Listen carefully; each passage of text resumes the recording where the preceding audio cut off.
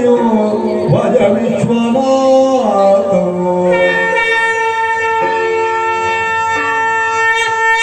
वाराणसी पुरपत्यो भज विश्वनाथ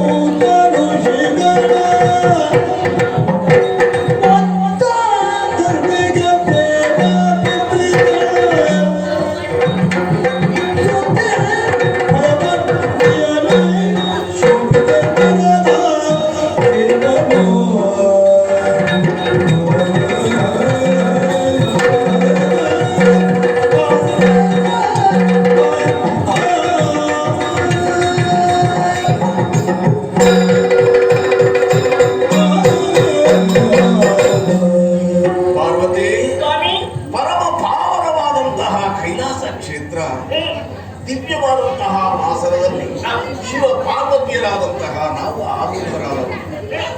ಆದರೆ ಒಂದೆಡೆಯಲ್ಲಿ ಸರಿಹದಲ್ಲಿ ಬಲಭಾಗದಲ್ಲಿ ಗಣೇಶ, ಆ ಕಡೆ ನೋಡಿದ್ರೆ ಸುಬ್ರಹ್ಮಣ್ಯ, ಅಲ್ಲಿ ವೀರಭದ್ರ, ಧರ್ಮದೇವತೆಗಳು, ಪ್ರಮಥ ಗಣಗಳು, ಋಷಿಗಳು, ಮುನಿಗಳು, ಬ್ರಾಹ್ಮಣರು, ಸಜ್ಜನರು ತತ್ತರಿಸ್ತಾರೆ, ದುರ್ಜನರು ಪ್ರಬಲರಾಗಿ ಕಾಣುತ್ತಾರೆ. ಹಾಗಾದ್ರೆ ಸತ್ಯ ಧರ್ಮ ಅನ್ನೋದು ಸಂರಕ್ಷಣೆ ಯಾರು ಮಾಡಬೇಕಾದ್ದು? ಲಯಾಧಿಕಾರಿಯಾದಂತಹ ನೀನೇ ಅನ್ನುವ ಹಾಗೆ ಹಣವನ್ನು ತೋಡಿಕೊಂಡು ನಾನು ಆದುದರಿಂದಲೇ ಕಟುವಾದಂತಹ ನಿರ್ಧಾರವನ್ನು ಕೈಗೊಳ್ಳುತ್ತೇನೆ. ಎಲ್ಲಿ ಧರ್ಮವೇ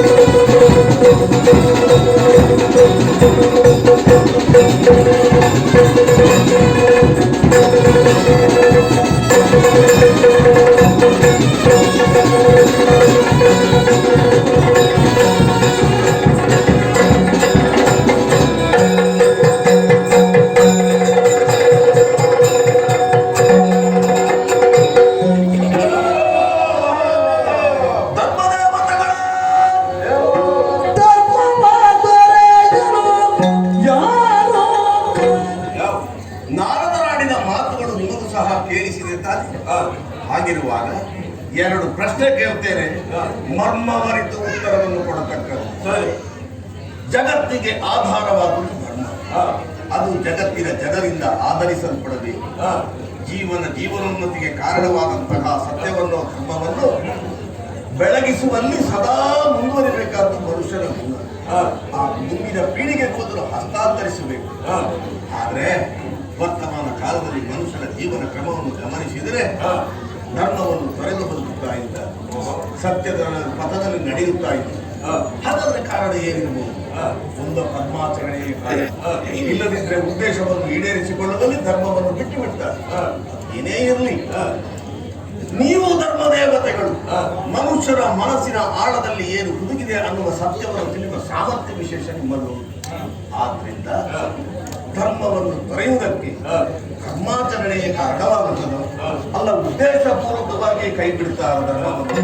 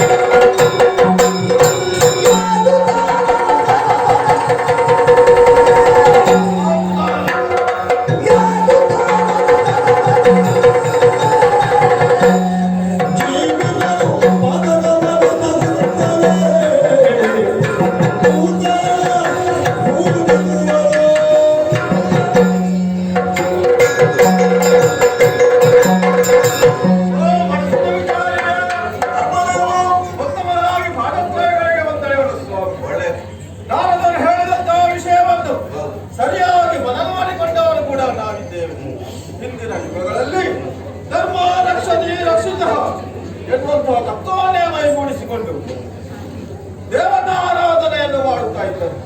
ಈ ಮುಖೇನವಾಗಿ ಸತ್ಕರ್ಮಗಳನ್ನು ಸತ್ಕಾರ್ಯಗಳನ್ನೇ ಮಾಡುತ್ತಾ ಮೋಕ್ಷ ಸಾಹಿತ್ಯವನ್ನು ಪಡೆಯುವಂತಹ ಮುಖದಂತ ನಡೆಯುತ್ತಾ ಇದ್ದರು. ಆದರೆ ಈ ಕಲಿಯುಗದಲ್ಲಿ ಮಾನವರು ಕೆಟ್ಟ ಯೋಚನೆಯನ್ನೇ ಮಾಡುತ್ತಾರೆ. ನಿರ್ಜನ ಪ್ರದೇಶವನ್ನು ಸೇರುತ್ತಾರೆ. ವಾಮಾಚಾರದ ಮೂಲಕ ಕೆಟ್ಟ ಸಿದ್ಧಿಗಳನ್ನೆಲ್ಲ ಪಡೆದುಕೊಂಡು ಅಮಾಯಕವಾದ ಹೆಣ್ಣಿನ ಮೇಲೆ ಅದನ್ನು ಪ್ರಯೋಗಿಸುತ್ತಾರೆ. ಆಮೇಲೆ ಮೋಸದಿಂದ ಆಕೆಯನ್ನು ಒಡಗೂಡುತ್ತಾರೆ.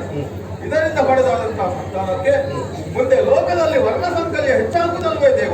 ಆದರೆ ಬೇಕು ಮಾತ್ರವಲ್ಲ, ಜನ್ಮ ಕೊಟ್ಟಂತಹ ತಂದೆ ತಾಯಿಯನ್ನು, ವಿದ್ಯೆ ಕಲಿಸಿದಂತಹ ಗುರುವನ್ನು ಪ್ರೀತಿ ಗೌರವ ಬುದ್ಧಿಯಿಂದ ಕಾಡುವುದಿಲ್ಲ. ಸಹೋದರರನ್ನು ಬಂಧು ಮಿತ್ರರನ್ನು ಪ್ರೀತಿಯಿಂದ ಸೌಹಾರ್ದದಿಂದ ಅವರೊಂದಿಗೆ ವ್ಯವಹರಿಸುವುದಿಲ್ಲ.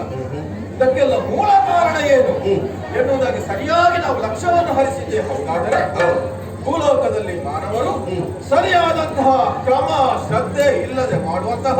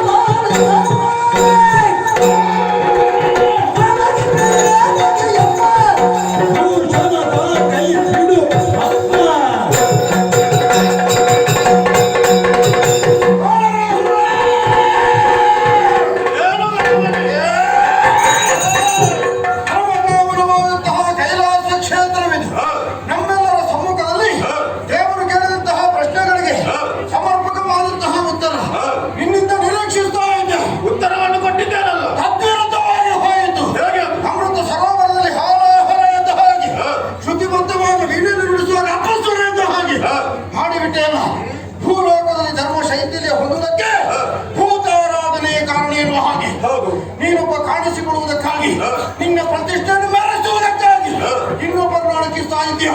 ಭೂತಗಳ ಪ್ರತಿನಿಧಿ ನಾನಾಗಿದ್ದೇನೆ. ನಿನ್ನ ಮಾತಿನಲ್ಲಿರುವಂತಹ ಅಣಕವ, ಕುಹಕವ, ವ್ಯಂಗ್ಯವ ಅಣಕಿಸಿದ್ರೆ ರಾಜದ ಕರ್ಮಚಾರ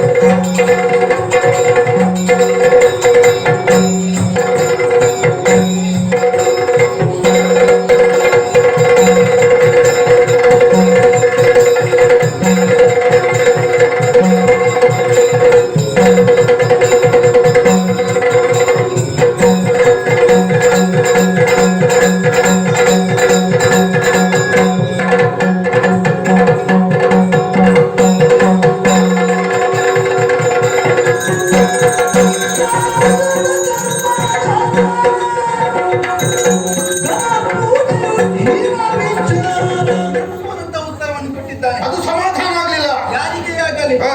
ಸತ್ಯದರ್ಶನವಾಗದ ಸಮಾಧಾನ ಆಗುದಿಲ್ಲ. ಸರಿಯಾದಂತ ಉತ್ತರವನ್ನು ಕೊಡುವಂತ ಉದ್ದೇಶದಿಂದ ನಾನೇ ಮುಂದೆ ಬಂದಿದ್ದೇನೆ. ಹೇಳು. ತ್ರಿಗುಣಗಳ ಅನ್ಯೋನ್ಯ ಸಂಘರ್ಷಣೆಯಿಂದ ಈ ಪ್ರಪಂಚ, ಅವುಗಳಿಂದ ಜೀವಿಗಳ ಜೀವನ ಕ್ರಮ, ಸತ್ವಗುಣ ಭರಿತನಾದಂತ ಒಬ್ಬ ವ್ಯಕ್ತಿ ತಾನು ಮಾಡುವಂತ ಸತ್ಕರ್ಮದ ಮೂಲಕ ಜ್ಞಾನವನ್ನು ಹೆಚ್ಚಿಸಿಕೊಂಡು ಸತ್ಯ ಮಾರ್ಗದಿಂದ ಮುಂದುವರಿಯೋದಕ್ಕೆ ಸಾಧ್ಯ ಉಂಟು. ತನ್ನ ನಡೆ ನುಡಿ ಆಚಾರ ವಿಚಾರ ಇದೆಲ್ಲವೂ ಇನ್ನೊಬ್ಬನಿಗೆ ಆದರ್ಶವಾಗಿರಬೇಕೆಂಬುದು ಆತನ ಉದ್ದೇಶವಾಗಿರುತ್ತದೆ. ಹಾಗಾಗಿ ಸತ್ವಗುಣ ಎಲ್ಲೆಡೆ ರಾರಾಜಿಸುತ್ತಾ ಇದೆ. ಆಮೇಲೆ ತಮೋಗುಣದಿಂದ ಕ್ರೋಧ ಕ್ರವ್ಯವನ್ನು ಕಾಣಬಹುದು. ಆ ಬಳಿಕ ರಾಜಸ ಗುಣ, ದಂಭ ದರ್ಪ ದುರಭಿಮಾನ. ಪ್ರಸ್ತುತ ಭೂಲೋಕದಲ್ಲಿ ಕೆಲವು ಮನುಜರು ಅಹಂಕಾರದಿಂದ ಕೊಪ್ಪಿ ಮೆರೆಯುತ್ತಾ ಇದ್ದಾರೆ. ಅದಕ್ಕೆಲ್ಲ ಕಾರಣವೇನು ಗೊತ್ತೇ? ರಾಜಸ ಗುಣದ ಪ್ರಭಾವ. ರಾಜಸ ಗುಣದ ಪ್ರಭಾವದಿಂದಲಾಗಿ ಮಾನವರೆಲ್ಲರೂ ತಪ್ಪಿದ್ದಾರೆ ಎನ್ನುವುದನ್ನು ಒಪ್ಪಿಕೊಳ್ಳುವುದಕ್ಕೆ ಆಗುವುದಿಲ್ಲ. ಯಾಕಾಗುದಿಲ್ಲ? ದೈವಾಂಶ ಅಸುರಾಂಶಗಳ ಮಿಶ್ರಣ ಮನುಷ್ಯರಾಗಿದ್ದಾರೆ. ತ್ರಿಗುಣಾತ್ಮಕವಾದಂತಹ ಪ್ರಕೃತಿಯು ಮನುಷ್ಯರಲ್ಲಿ ದೈವಾಂಶವಾಗಿ ಸೇರಿಕೊಂಡಾಗ ಅವ ಒಳ್ಳೆಯವನಾಗ್ತಾನೆ. ಅದೇ ಅಸುರಾಂಶವಾಗಿ ಸೇರಿಕೊಂಡಾಗ ಅವ ಕೆಟ್ಟವನಾಗ್ತಾನೆ. ಲೋಕದಲ್ಲಿ ಮತ್ಸ್ಯನ ಧರ್ಮವಾಗಿರುವಂತಹ ಕಾರಣಕ್ಕಾಗಿ ಜ್ಞಾನಿಗಳಾದಂತಹ ಋಷಿಮುನಿಗಳೆಲ್ಲರೂ ರಾಜಸ ಗುಣವನ್ನೇ ಹೊಂದಿದ ಅರಸರ ಮೂಲಕ ಯಾಗ ಯಜ್ಞಾದಿಗಳನ್ನು ಮಾಡಿಸಿದ್ರು. ಅದರಿಂದಾಗಿ ಯಶೋವಂತರಾಗಿ ಮಾನವರು ಬದುಕ್ತಾ ಇರುವಾಗ ವ್ಯರ್ಥವಾಗಿ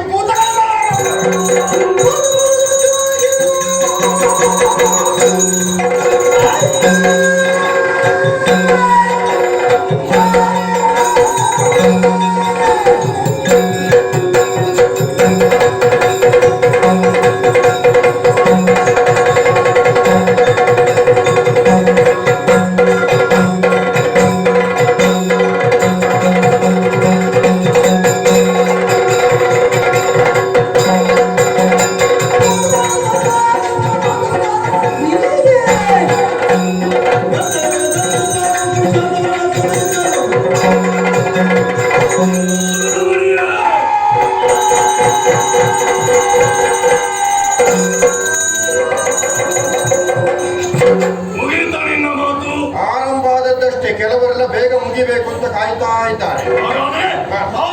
ಕುಮಾರಸ್ವಾಮಿ ಹೇಳುವಂತಹ ಮಾತನ್ನು ಕೇಳು. ಕುಮಾರಸ್ವಾಮಿಯ ಮಾತುಗಳಿಗೆ ಬೇಡಿಕೆ ಉಂಟು, ನೋಡೋಣ. ವರ್ತಮಾನಗಳಲ್ಲಿ ಮನುಷ್ಯರು ಸ್ವಾರ್ಥ ಸುಖ ಭೋಗಗಳಿಗೆ ವ್ಯರ್ಥವಾಗಿ ಭೂತಗಳಿಗೆ ಹರಕೆಯನ್ನು ಹೇಳುತ್ತಾ ಇದ್ದಾರೆ. ಭೂತಗಳಿಗೆ ಹರಕೆ ಹೇಳುವಂತಹ ಒಳ್ಳೆಯ ಗುಣ ಮಾನವರಲ್ಲಿ ಉಂಟು ಅಂತ ಆಯ್ತಲ್ಲ, ನಿನಗೇನು ನಷ್ಟ? ಬಡವನವರು ಸಿರಿವಂತರಾದರೆ ಆತನ ಸಿರಿವಂತಿಗೆಲ್ಲವೂ ನಾಶವಾಗಿ ಹೋಗಲಿ ಎಂಬುದಾಗಿ ಹರಕೆಯನ್ನು ಹೇಳುವುದು. ಕೃಷಿಕರು ತನ್ನ ಕಷ್ಟಪಟ್ಟು ಒಳ್ಳೆ ಫಸಲನ್ನು ತೆಗೆದರೆ ಆತನ ಕೃಷಿವೆಲ್ಲವೂ ನಾಶವಾಗಿ ಹೋಗಲಿ ಎಂಬುದಾಗಿ ಇನ್ನೊಬ್ಬ ರೈತ ಶಾಪವನ್ನು ಕೊಡುವುದು. ಕೆಟ್ಟ ಭಾವನೆ ಉಂಟು ಅಂತ ಆದ್ರೆ ಹಾಳಾಗಿ ಮಣ್ಣು ಹೋಗ್ತಾರೆ ಅವರು. ಅಷ್ಟೇ ಮಾತ್ರವಲ್ಲ, ಮನುಷ್ಯನಲ್ಲಿ ಕಾಣದಿಂದ ಮೋಕ್ಷವನ್ನು ಪಡೆಯುವುದಿಲ್ಲ. ಅರ್ಥ ಮತ್ತು ಕಾಮದ ದಾಸನಾಗಿ ಬೆರೆಯುವುದರಿಂದಲೇ ಭೂಲೋಕದಲ್ಲಿ ಧರ್ಮಗ್ಲಾನಿಯಾಗಿದೆ. ಒಪ್ಪಿಕೊಳ್ಳುತ್ತೇವೆ.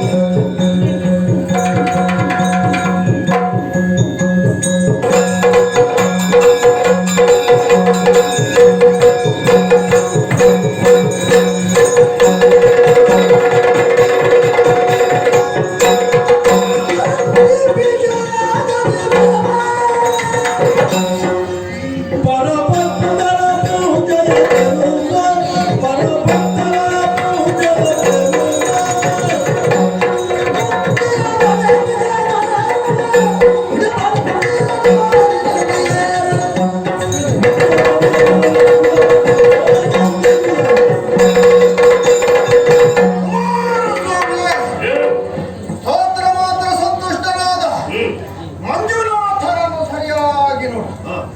ದೇವರನ್ನು ಪೂಜೆ ಮಾಡಬೇಕು ಅಂತಾದ್ರೆ ಇದೇ ವಿಧಾನದಿಂದ ಪೂಜೆ ಮಾಡಬೇಕು ಎನ್ನುವ ಹಾಗೆ ಯಾರು ಹೇಳುವುದಿಲ್ಲ.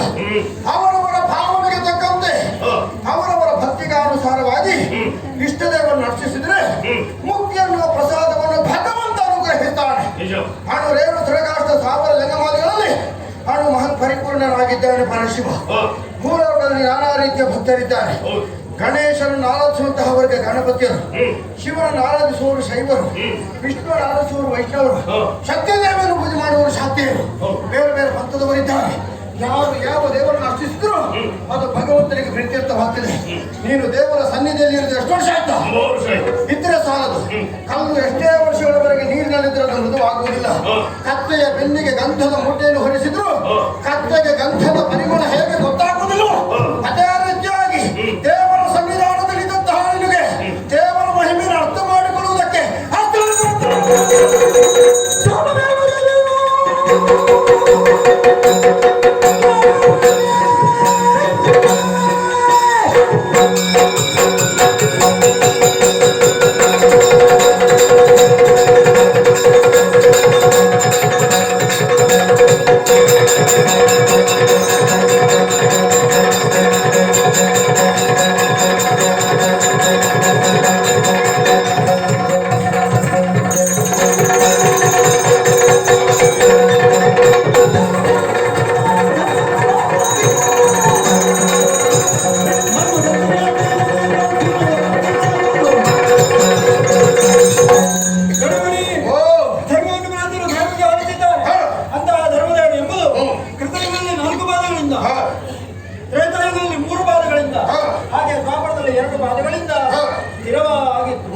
ಈ ಕಲಿಯುಗಕ್ಕಾಗುವಾಗ ಒಂದು ಪಾದವನ್ನು ನಿಲ್ಲಬೇಕಿತ್ತು. ಏನಾಗಿದೆ? ಅದಕ್ಕೂ ಅಸಾಧ್ಯವಾಗಿದೆ. ಮನುಜರೆಲ್ಲರೂ ದುಷ್ಕರ್ಮ ನಿರತರಾಗಿದ್ದಾರೆ. ಸತ್ಕರ್ಮ ಲೋಕವಾದ ಕಾರಣವೇ ಕರ್ಮಲೋಕದಲ್ಲಿ ಧರ್ಮಜ್ಞಾನ ಎಂದು